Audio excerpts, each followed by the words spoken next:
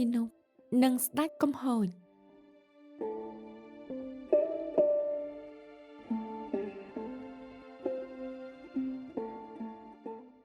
កាលគ្រាព្រះសម្មាសម្ពុទ្ធទ្រង់គង់នៅវត្តវេទលវ័នព្រះអង្គបានលើកជាតកមកសម្ដែងដើម្បីបង្ហាញពីទេវទត្តតែងតែព្យាយាមសម្លាប់ព្រះអង្គថា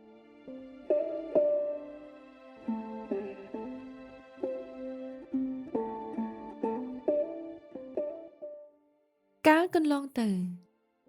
គ្រាព្រះបាទព្រហ្មទត្តសារិកនៅក្រុងពារាណសីតថាគតកើតក្នុងត្រកូលកហបតីនៅជិតក្រុងពេលចម្រើនវ័យឡើងក៏បានរៀបការជាមួយនឹងនារីស្រស់ស្អាតម្នាក់មាននាមថាសុចិត្តាអ្នកទាំងពីរស្រឡាញ់គ្នាជាខ្លាំងណាស់លុះដល់ថ្ងៃមួយនាងសុចិត្តាបានបបួលស្វាមីទៅសួរសុខទុក្ខមាតាបិតានៅឯជនបទនៅតាមផ្លូវធ្វើដំណើរអ្នកទាំងពីរបានធ្វើដំណើរជ្រុះផ្លូវគ្នាជាមួយក្បួនដំណើររបស់ព្រះបាទព្រហ្មទត្តគ្រាន់តែឃើញនាងសុចិត្តាភ្លាមព្រះអង្គមានប្រតិយស្រឡាញ់ផ្លែបនៅពេលទ្រង់ជ្រាបថានាងសុចិត្តាមានស្វាមីហើយទ្រង់ក៏គិតរិះរកឧបាយដើម្បីសម្លាប់ស្វាមីរបស់នាងចោលទើបបញ្ជាឲ្យគេយកស្និតសក់ទៅលាក់ទុកនៅក្នុងរទេះហើយក្លែងធ្វើជាឲ្យទាហានទៅត្រួតពិនិត្យរួចចាប់ខ្លួនយកទៅឲ្យព្រះរាជាបញ្ជាឲ្យគេដាក់ទោសដោយវាយនៅរំពាត់រួចឲ្យកាត់យកទៅដោតបង្ហាញអ្នកស្រុកពេលទៅដល់ទីលានប្រហារជីវិតសុចិត្តាស្រែកទួញសោកស្ទើរតែបែកទ្រូងស្លាប់សំឡេងរបស់នាងបានលាន់ឮទៅដល់សកទេវរាជដែលជាស្ដេចទេវតានៅឋានតាវតឹង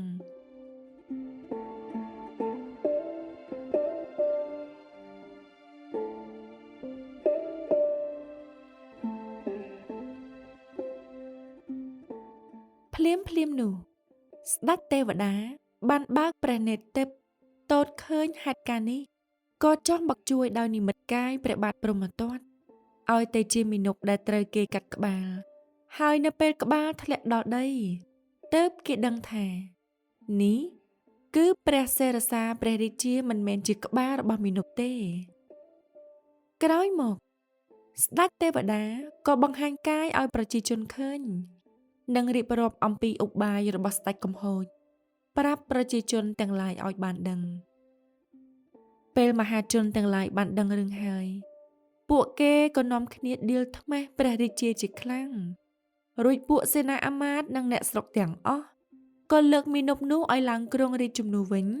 ព្រោះគិតថាគេជាមនុស្សដែលទេវតាប្រទានមកឲ្យកាលក្រោយមក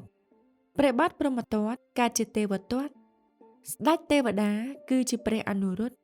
នាងសុចិត្តាគឺព្រះនាងពំពាចំណែកមាណពគឺជាអង្គតថាគតមិនគួរប្រើល្បិចថោកទាប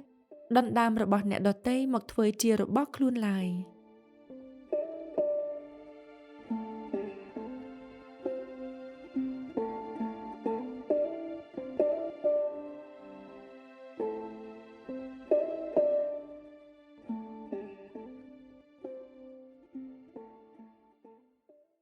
រឿងឈ្មួញលិចសំពៅ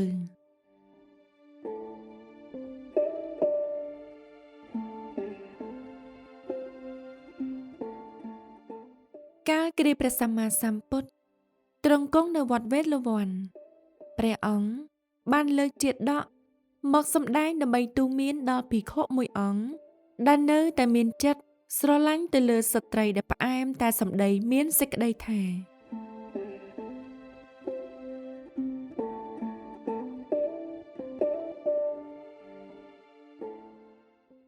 កាលកន្លងទៅនៅលើកោះមួយមាននាងយក្សអាស្រ័យនៅចំនួន500នាក់បើមានសំពៅឈ្មួញលិចហើយអណ្ដែតទៅដល់កោះនោះនាងយក្សនឹងក្លាយជាមនុស្សមកបញ្ឆោតពួកគេយកទៅធ្វើជាស្វាមីតែបើមានសំពៅលិចមកក្រោយទៀតពួកនាងយក្សក៏ចាប់ស្វាមីចាស់ស៊ីអស់ហើយបញ្ឆោតពួកថ្មីមកធ្វើប្តីជំនួសវិញពួកនាងតែងតែធ្វើយ៉ាងនេះរហូតមកគ្រាមួយមានឈ្មួញ500នាក់ បានលេចសំពៅអណ្ដែតទៅដល់កោះនោះហើយក៏ធ្លាក់ក្រោមឧបាយកលរបស់នាងយក្សដូចអ្នកមុនអញ្ចឹងដែរប៉ុន្តែនៅគ្រានេះនាងជាមេយក្សបានរើសយកមេក្រុមឈ្មួញមកធ្វើជាស្វាមីព្រោះគេមានរូបរាងសង្ហាឯនាងយក្សដទៃទៀតបានត្រឹមតែឈ្មួញធម្មតាចំណែកស្វាមីចាស់ពួកនាងមិនទាន់ស៊ីទេដោយចាប់យកទៅឃុំទុកនៅក្នុងល្អាងភ្នំមួយកន្លែងពេលមេក្រុមឈ្មួញដេកលក់នាងយក្សក៏លុបចេញទៅចាប់ឈ្មួញចាស់ចាស់ស៊ីពេលត្រឡប់មកវិញក៏ធ្វើជាដេកលក់ធម្មតាមេក្រុមឈ្មួញធំក្លិនឆ្អាបឈាមលើខ្លួនរបស់ស្ត្រីជាភរិយាក៏នឹកសង្ស័យថា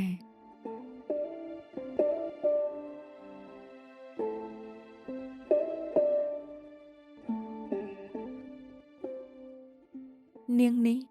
ប្រហែលជាយក្សខ្លាញ់ខ្លួនហើយទើបគេលួចចេញទៅប្រាប់ពួកឈ្មួញទាំង500នាក់ដើម្បីរកផ្លូវរត់គេចខ្លួនតែឈ្មួញខ្លះមិនជឿទើបមេក្រុមឈ្មួញនាំគ្នា250នាក់ដែលជឿនោះរត់គេចចេញពីកោះនោះទៅកាលគ្រានោះតថាគតកើតជាស្ដេចសេះដ៏មានឫទ្ធានុភាពមាននាមថាវលិហកៈដែលអាចហោះហើរដើរលើអាកាសបានពេលបានឃើញក្រុមឈ្មួញទាំង250នាក់អណ្ដែតក្នុងមហាសមុទ្រ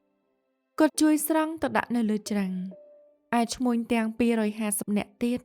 ដែលមិនជឿមេក្រុមឈ្មួញក៏ត្រូវនាងយក្សចាប់ស៊ីជាអាហារអស់នៅពេលណាដែលពួកនាងបានឈ្មួញសំពៅថ្មីយកមកជំនួសបានហើយកាលក្រោយមកឈ្មួញដែលជឿតាមការទូន្មានការជាពុទ្ធបរិស័ទឯចំណែកសេះវលិហកៈគឺជាអង្គតថាគតអ្នកដែលមិនព្រមស្ដាប់តាមការដាស់តឿនរបស់អ្នកមានបញ្ញាតែងជួបនឹងបញ្ហាលំបាកជាក់ជាមិនខាន